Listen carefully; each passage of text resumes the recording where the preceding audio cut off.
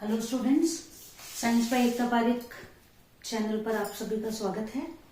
जैसा कि मैंने आपको पहले बताया था कि मेरे चैनल पर मैं कोशिश ये करूंगी कि 8th, 9th और 10th क्लास के लिए साइंस की क्लासेस अवेलेबल करा सकूं। तो 10th क्लास के लिए मैंने 2-3 क्लासेस अपलोड कर दी हैं। आज मैं आपके लिए लाई हूँ 9th क्लास के लिए चैप्टर जो है हमारी बुक में वर्क एंड एनर्जी, उस चैप्टर को हम पढ़ते हैं। तो आई होप आपको क्लासेस पसंद आएंगी और आपके लिए यूजफुल रहेंगी, क्योंकि हाफ ईयरली एग्जाम्स हमारे पास ही हैं। तो ये जो चैप्टर्स हैं ये इस तरीके के चैप्टर्स हैं कि इनको हम समझें तो थोड़े से हमें टिपिकल लगते हैं। तो मैं कोशिश ये करूंगी कि इजीएस्ट वे में चैप्टर आपको समझ में आ सके। तो चलिए टाइम को वेस्ट नहीं करते हैं और इस चैप्टर पर हम आगे की तरफ बढ़ते हैं। तो ये जो हमारा चैप्टर है वर्क और एनर्जी, इसमें हमें वर्क और एनर्जी के बारे में जो पढ़ना है उसको पढ़ने से पहले हम सबसे पहले ये जाने कि एनर्जी क्या है और किस तरीके से हमें प्राप्त होती है, कार्य किस तरीके से किया जाता है, यानी कि वर्क क्या है। तो चलिए सबसे पहले जो हम हमारा टॉपिक है उसको स्टार्ट करते हैं हमारी लाइफ प्रोसेस से। लाइफ प्रोसेस यानी कि जीवन में हम क्या क्या काम कर रहे हैं उनके बारे में हम बात करते हैं। तो दिन भर में हमारे दैनिक जीवन में हम कई तरह के काम करते हैं, चलना, उठना, बैठना, सोचना, जाना आना, कूदना, भागना, दौड़ना, खाना खाना, उसको डाइजेस्ट करना, इस तरह से कई तरह के काम जो है वो हमारे दैनिक जीवन में हम करते हैं। अब ये जितने भी काम हमारे द्वारा किए जाते हैं इनको करने के लिए हमें एनर्जी रिक्वायर्ड होती है, और ये जो एनर्जी है ये हमें मिलती है फूड के थ्रू, यानी कि खाने के माध्यम से।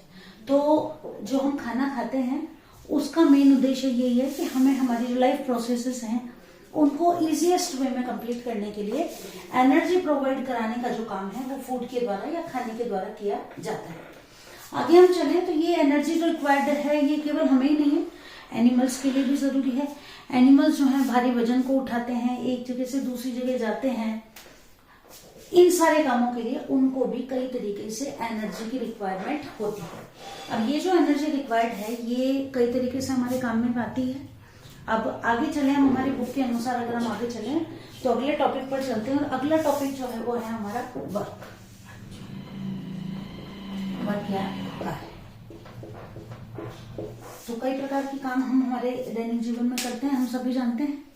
अब काम जो हम कर रहे हैं, ठीक है, अब हम जो काम कर रहे हैं वो मान लीजिए कि हम तो कह रहे हैं कि वो काम है, लेकिन कई बार ऐसा होता है कि कुछ काम जो है वो ऐसे होते हैं जिन्हें साइंटिफिक टर्म्स में काम नहीं माना जाता है। अब कुछ एग्जांपल्स हम देखते हैं जिससे हमें ये पता चले कि काम और जिनको हम काम समझते हैं वो सच में साइंटिफिक लैंग्वेज में काम है या नहीं है। चलिए तो एक आध एग्जांपल्स की बात करते हैं कि मान लीजिए कोई एक बच्चा है, कोई भी हम उसका नाम मान लेते हैं कि रोहन कोई एक बालक है, ठीक है, उसके एग्जाम्स पास में है, एग्जाम्स की प्रिपरेशन कर रहा है। वो अब प्रिपरेशन करने के लिए बुक्स पढ़ रहा है, नोट्स बना रहा है, फ्रेंड्स के साथ डिस्कस कर रहा है, टीचर से क्वेश्चन पूछ रहा है, लाइब्रेरी में जा रहा है, नेट पर सर्च कर रहा है, और इस तरह अपनी जो भी टॉपिक है जिस भी बारे में उसे तैयारी करनी है उस जो नॉलेज है उसको ज्यादा से ज्यादा गेन करने का प्रयास कर रहा है। पहला एग्जाम्पल तो ये हो गया कि कोई भी स्टूडेंट जो है वो स्टडी कर रहा है, ठीक है। अब स्टूडेंट की जब हम बात कर रहे हैं तो हम ये कह रहे हैं कि ये बहुत ज्यादा मेहनत कर रहा है। अब पढ़ाई के टर्म्स में तो बहुत ज्यादा मेहनत कर रहा है, लेकिन वास्तव में साइंटिफिक टर्म्स में इसके द्वारा की गई मेहनत, भाई कोई भी देखेगा तो वो ये कहेगा कि ये बच्चा देखो कितनी तैयारी कर रहा है एग्जाम्स की।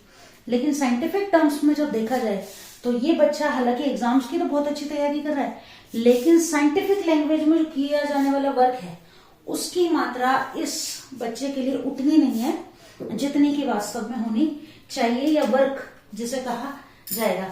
यानी कि इसके द्वारा जो किया जाने वाला वर्क है ना वो लेस यानी कि कम मात्रा में इसके द्वारा काम किया जा रहा है।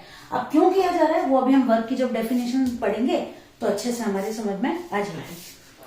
चलिए नेक्स्ट एग्जांपल और हम ले लेते हैं कि नेक्स्ट एग्जांपल ये ले लेते हैं कि एक बच्चा है,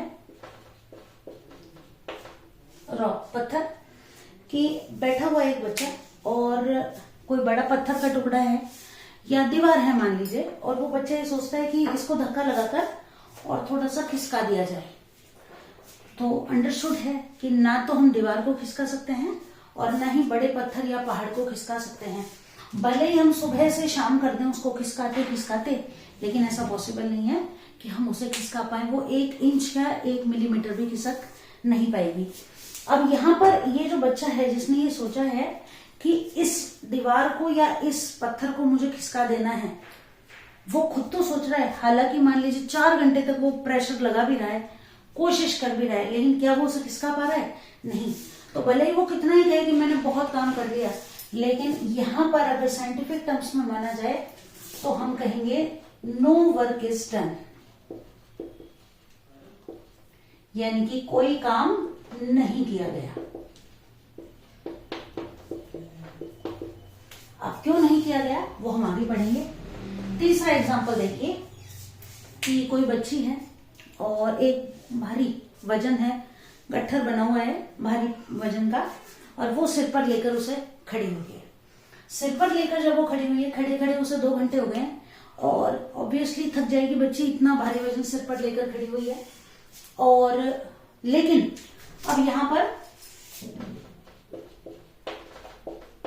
सिर पर वजन लेकर जब ये बच्ची खड़ी हुई है, थक जाएगी, लेकिन साइंटिफिक लैंग्वेज में यहां भी इसने कोई काम नहीं किया है। अब ऐसा क्यों है? ऐसा इसलिए कि हमें वर्क की प्रॉपर डेफिनेशन अभी मालूम नहीं है। वर्क की प्रॉपर डेफिनेशन जब हम पढ़ें तो देखिए।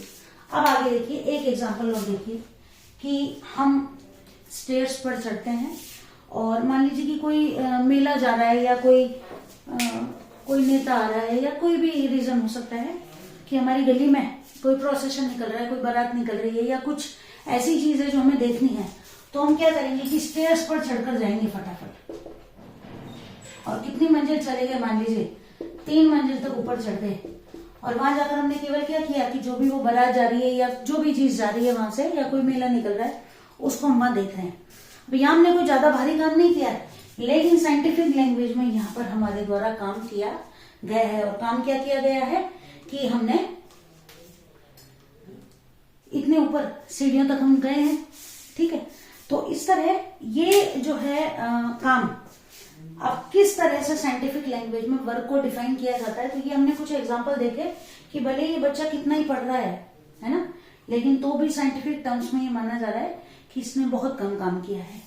ये बच्चा पत्थर को, इतने बड़े पत्थर को खिसकाने का प्रयास कर रहा है, कितना जोर लगा रहा है, कितनी एनर्जी अपनी वेस्ट कर रहा है, लेकिन तो भी ये माना जा रहा है कि इसके द्वारा काम नहीं किया गया है। ऐसे ही यहाँ पर सिर पर वजन रखकर अगर ये बच्ची खड़ी है तो भी ये माना जा रहा है कि काम नहीं किया जा रहा है। और कोई एक व्यक्ति ऐसा जो केवल 3 मंजिल या 2 मंजिल चढ़ के और बालकनी में खड़ा होकर किसी मेले को देख रहा है, लेकिन ये माना जा रहा है कि उसके द्वारा काम किया गया है। तो अब हम अपने दैनिक जीवन में हजारों तरह के काम करते हैं, घूमते हैं, फिरते हैं, भागते हैं, दौड़ते हैं, जंप करते हैं, कूदते हैं, ठीक है। कई प्रकार के काम हमारे द्वारा किए जाते हैं। अब इनमें से कुछ काम जो है वो तो वर्क या काम माने जाते हैं, कुछ नहीं माने जाते। अब क्यों नहीं माने जाते या वास्तव में वर्क की प्रॉपर डेफिनेशन क्या है, वो हम अब इस चैप्टर में आगे पढ़ेंगे। तो चलिए आगे की तरफ बढ़ते हैं और इस चैप्टर को कंप्लीट करने की कोशिश करते हैं।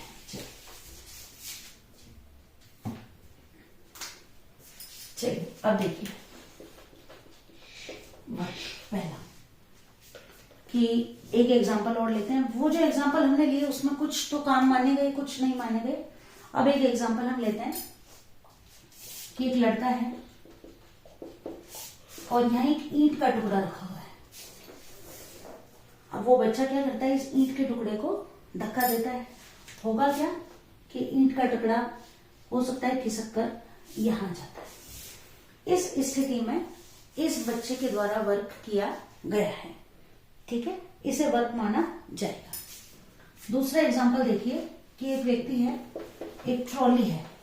ट्रॉली हम जानते हैं, शॉपिंग मॉल्स में हम जाते हैं तो ट्रॉली होती है हमारे पास, तो इजी रहता है उससे, है ना, आराम से कोई भी सामान लिए और हल्का सा पुश करते हैं और आराम से वो खिसकती रहती है। तो ट्रॉली पर भी क्या होगा, हम थोड़ा सा बल लगाएंगे और ट्रॉली जो है वो अपनी पोजीशन को चेंज कर लेती है। इन दोनों ही कंडीशंस में हमारे द्वारा काम किया गया है, ठीक है। तीसरी बात ये कि एक और एग्जांपल देखते हैं कि कोई बुक है, ठीक है, इस बुक को हम लेते हैं अपने हाथ में और उसे लिफ्ट करते हैं कहाँ, ऊपर की तरफ। क्या होगा, बुक जो है वो अपनी पोजीशन को चेंज करेगी और मस्कुलर फोर्स लगाना पड़ रहा है हमको कि जब हम इस बुक को ऊपर की तरफ पुश कर रहे हैं तो हमारी मसल्स के द्वारा, मान लीजिए बुक हल्की है तब तो कम, और अगर बुक मोटी सारी है, काफी भारी है, तो बहुत ज्यादा मस्कुलर फोर्स हमारे द्वारा लगाया जा रहा है और उस मस्कुलर फोर्स की वजह से बुक जो है वो अपनी जगह को चेंज कर रही है, यानी कि यहां पर भी हमारे द्वारा काम किया जा रहा है। तो ये तीनों एग्जांपल्स हो गए कि यहाँ इन तीनों ही कंडीशंस में जो भी व्यक्ति है उसके द्वारा काम किया जा रहा है। अब यहाँ इन तीनों ही कंडीशंस में मैंने जब आपको ये कहा कि यहाँ, यहाँ और यहाँ तीनों ही कंडीशंस में जब वर्क किया जा रहा है, तो तीनों ही कंडीशंस में ये देखते हैं हम कि वर्क जब किया जा रहा है तो क्या ऐसी सिमिलैरिटी है जो इन तीनों ही कंडीशंस में हमें देखने के लिए मिल रही है। देखिए, पहली जो बात है वो क्या है कि ये यहां से यहां चली गई, ट्रॉली भी पुश करने पर यहां से यहां चली गई, बुक भी बल लगाने पर या फोर्स लगाने पर अपनी पोजीशन में चेंज करती है। तो पहली बात तो ये कि लड़का जब ईंट को खिसका रहा है तो कोई ना कोई फोर्स इसको लगाना पड़ रहा है, अपने आप नहीं खिसकेगी।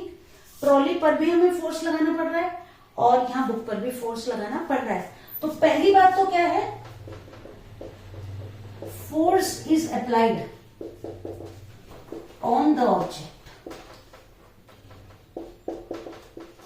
यानी कि वस्तु पर बल लगाया जा रहा है। ठीक है, पहली बात हो गई, पहली कंडीशन तो ये हो गई कि किसी भी वस्तु के लिए हम ये कह रहे हैं कि हमारे द्वारा वर्क या काम किया जा रहा है, तो पहली बात तो ये है कि उस वस्तु पर किसी न किसी तरह का फोर्स लगाया जा रहा है। फोर्स किसी भी तरह का हो सकता है। दूसरी बात क्या है, एक चीज और जो हमने कॉमन देखी, इसकी जगह यहां से यहां बदल गई, ट्रॉली यहां थी यहां आ गई, बुक मान लीजिए यहां थी और फोर्स लगाने पर यहां आ गई। तो क्या हो रहा है, तीनों के अंदर ही डिस्प्लेसमेंट हो रहा है। डिस्प्लेसमेंट यानी विस्थापन हो रहा है।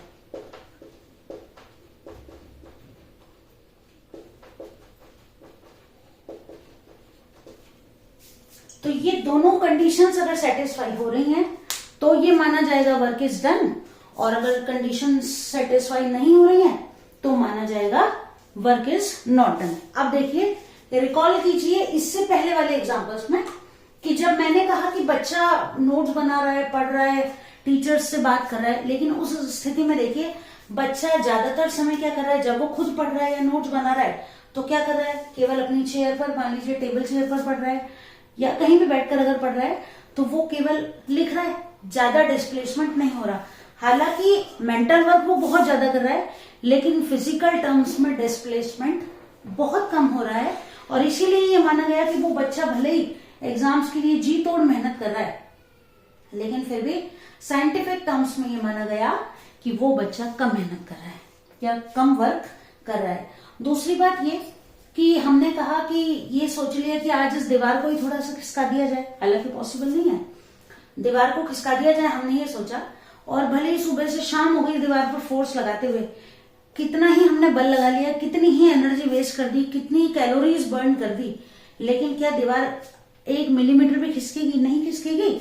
और क्योंकि फोर्स तो अप्लाइड किया जा रहा है, पहली कंडीशन सेटिस्फाई हो रही है, but displacement is not done, यानी कि विस्थापन बिल्कुल भी नहीं हो रहा है। और क्योंकि दोनों कंडीशन सेटिस्फाई नहीं हो रही, इसलिए उस एग्जाम्पल में वर्क इज नॉट डन। तीसरी कंडीशन हमने ये पढ़ा कि बच्ची जो है वो भारी वजन को सिर पर लेकर खड़ी है।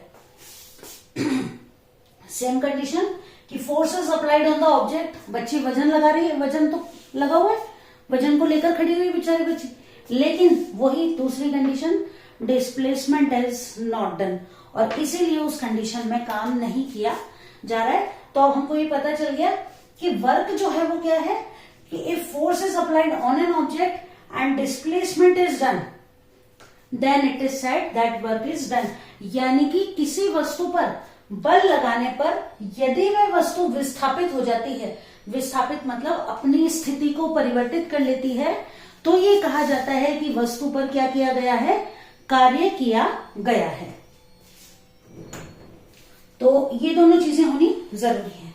अब वर्क किया जा रहा है ये हमने कॉमन पढ़ लिया, लेकिन साइंटिफिक फॉर्म में किस तरीके से इसको लिखा जाता है अब उसको पढ़ते हैं। तो ये दोनों कंडीशंस आपको मालूम होनी चाहिए कि किस तरीके से काम किया जा रहा है और वस्तु पर डिस्प्लेसमेंट किस तरीके से हो रहा है।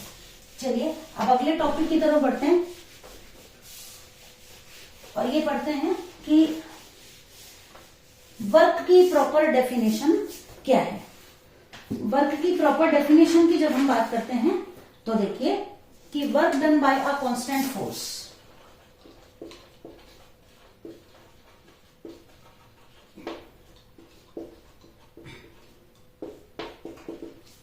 Work done by a constant force की एक निश्चित मात्रा का बल अगर किसी वस्तु पर लगाया जा रहा है तो किया गया काम कितना है। तो एक कॉमन सा एग्जांपल ले लेते हैं कि कोई टेबल है हमारे पास, उस टेबल के ऊपर ये एक बुक रखी हुई है, ठीक है, और इस बुक पर हम थोड़ा सा बल लगाते हैं, धक्का देते हैं और ये बुक अपनी पोजीशन को चेंज कर लेती है। अब हम ये मानते हैं कि हमने इस बुक पर जो फोर्स लगाया एफ फोर्स है, ठीक है, एफ फोर्स लगाई इसके ऊपर और ये वस्तु जब यहां से यहां तक चली गई तो इसके अंदर जो डिस्प्लेसमेंट हुआ वो एस मीटर डिस्प्लेसमेंट हो गया। एस मीटर मतलब कि इतनी मीटर वो अपनी जगह से फिसल गई, अपनी स्थिति को बदल गया और एफ न्यूटन का बल इसके ऊपर हम लगा देते हैं। अब इस स्थिति में जो किया गया काम है वो किसके बराबर होगा, एफ इंटू एस, यानी कि फोर्स मल्टीप्लाइड बाय डिस्प्लेसमेंट। यानी कि किसी वस्तु पर जितना बल हमने लगा दिया और जितनी दूर वो विस्थापित हो गई उन दोनों के बीच का जो मल्टीप्लिकेशन है वो क्या कहलाएगा, किए गए काम के बराबर होगा। और इसकी जब हम यूनिट लिखेंगे तो इसकी यूनिट फोर्स के लिए हम लिखते हैं क्या, न्यूटन, और डिस्प्लेसमेंट के लिए हम लिखते हैं मीटर। यानी कि इसकी जो यूनिट होगी, यूनिट ऑफ वर्क क्या हो जाएगी, न्यूटन इंटू मीटर, ये इसकी यूनिट हो जाएगी, ठीक है। उसके बाद यूनिट ऑफ वर्क हमने पढ़ ली, न्यूटन इंटू मीटर, या इसे हम क्या कह सकते हैं, जूल भी कहा जाता है। ये आपको नोट करना है, इंपॉर्टेंट है। इसमें से अधिकतर क्वेश्चन पूछे जाते हैं, और कोई पूछा जाए नहीं पूछा जाए, ये आपको मालूम होना चाहिए कि यूनिट ऑफ वर्क क्या होती है। यूनिट ऑफ वर्क के बारे में हम पढ़े। अब यहां से अगर हम एक जूल की डेफिनेशन निकालें, what is 1 joule, unit of work हमने पढ़ ली, न्यूटन इंटू मीटर या जूल। अब देखिए न्यूटन इंटू मीटर ये किसके बराबर है, 1 जूल के बराबर। यानी कि किसी वस्तु पर लगाया गया जो फोर्स है, ठीक है, वो 1 न्यूटन हो और उसमें डिस्प्लेसमेंट पे कितना हो जाए, 1 मीटर हो जाए, तो किया गया काम किसके बराबर हो जाएगा, 1 जूल के बराबर हो जाएगा। तो इसको अगर हम नोट करें तो लिखेंगे क्या, हम लिखेंगे कि work done on an object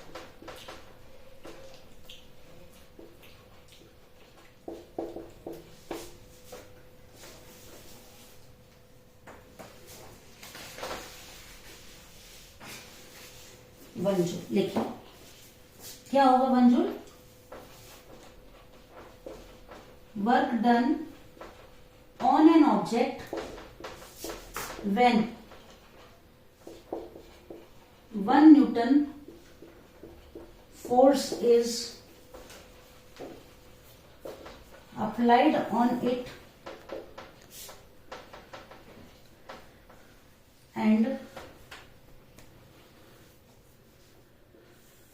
it is displaced by 1 metre. यानी कि किसी वस्तु पर 1 न्यूटन का बल लगा दिया जाए और उसमें विस्थापन कितना हो जाए, 1 मीटर हो जाए, तो किया गया जो काम होगा वो किसके बराबर होगा, 1 जूल के बराबर होगा।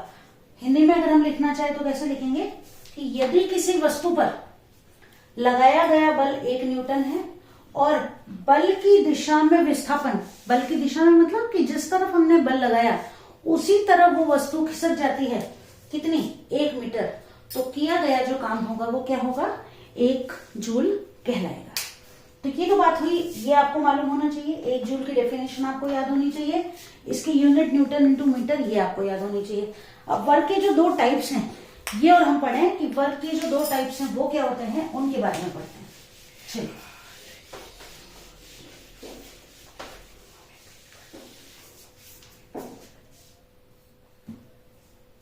देखिए, दो तरह के वर्क होते हैं। एक तो है पॉजिटिव वर्क और एक है नेगेटिव वर्क।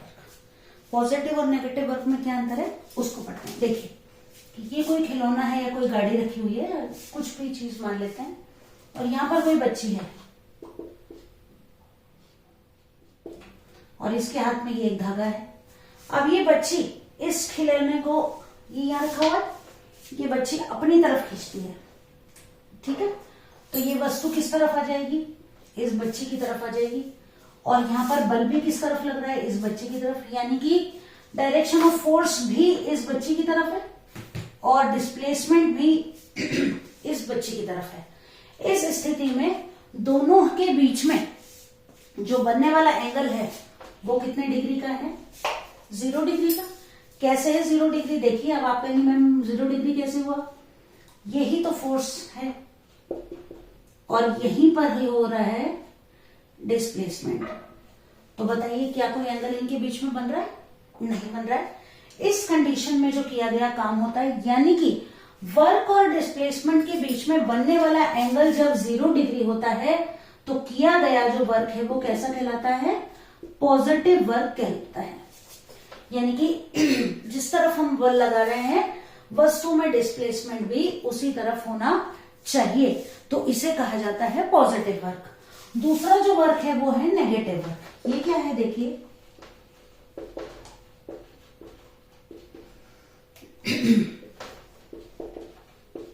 नेगेटिव वर्क क्या है देखिए, कि जब हम वस्तु को ऊपर उठा रहे हैं, अभी हमने एग्जांपल देखा कि बुक को जब हम ऊपर लिफ्ट कर रहे हैं, तो जब हम बुक को ऊपर लिफ्ट कर रहे हैं, ठीक है, तो ग्रेविटेशन फोर्स किस तरफ काम कर रहा है, वस्तु की दिशा के विपरीत दिशा में काम कर रहा है। कि बुक को जब हमने ऊपर लिफ्ट कर दिया तो फोर्स कहां काम कर रहा है, ग्रेविटेशन फोर्स कहां काम कर रहा है, उसके अपोजिट डायरेक्शन में काम कर रहा है।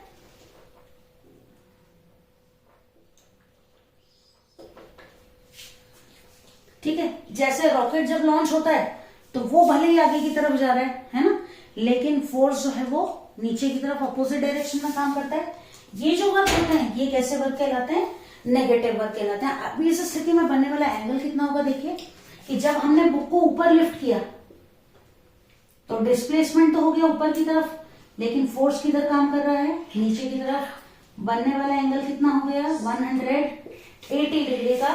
यानी कि फोर्स और डिस्प्लेसमेंट के बीच में बनने वाला एंगल जब 180 डिग्री का होता है तो किया गया काम कैसा कहलाता है, नेगेटिव वर्क कहलाता है। ठीक है, तो ये तो बात हो गई किसकी, फोर्स की और डिस्प्लेसमेंट की। ठीक है, अब यहां पर हमने ये पढ़ लिया अभी तक कि आज की क्लास में हमने ये पढ़ा, पहली बात तो एग्जांपल्स पढ़ लिए सारे कि वर्क क्या है, किस तरीके से हम वर्क को डिफाइन कर सकते हैं, साइंटिफिक टर्म्स में वर्क है क्या। दूसरी बात हमें ये मालूम होना चाहिए कि वर्क की स्थिति में क्या क्या होना चाहिए हमारे पास, एक तो है हमारे पास फोर्स और एक है डिस्प्लेसमेंट, और इन दोनों का जो मल्टीप्लीकेशन है वो क्या कहला रहा है, वर्क कहला रहा है। इसकी यूनिट हमने याद कर ली, यूनिट क्या थी इसकी, न्यूटन इंटू मीटर, या फिर उसे हमने क्या कहा, जूल कहा।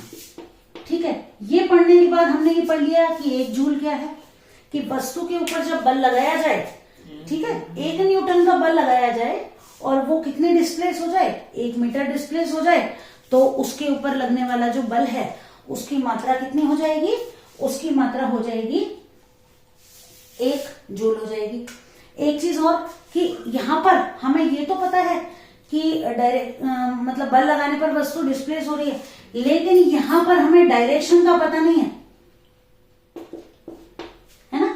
हमने ये कहा कि 1 न्यूटन फोर्स लगाया और वस्तु 5 मीटर डिस्प्लेस हो गई, लेकिन हमें ये नहीं पता ईस्ट की तरफ हुई है, वेस्ट की तरफ हुई है, यानी कि यहां केवल हमको परिमाण का पता है। मैं नोट कर देती हूं, देखिए, तो ये एक और बात रिवाइज किया तो हमें याद आ गई कि यहां हमें परिमाण का तो पता है, परिमाण यानी मैग्नीट्यूड तो हमें मालूम है, लेकिन दिशा का मालूम नहीं है। दिशा के बारे में हमें पता नहीं होता है कि किस डायरेक्शन में फोर्स लग रहा है, उसके बारे में पता नहीं होता है। तीसरी बात ये हो गई।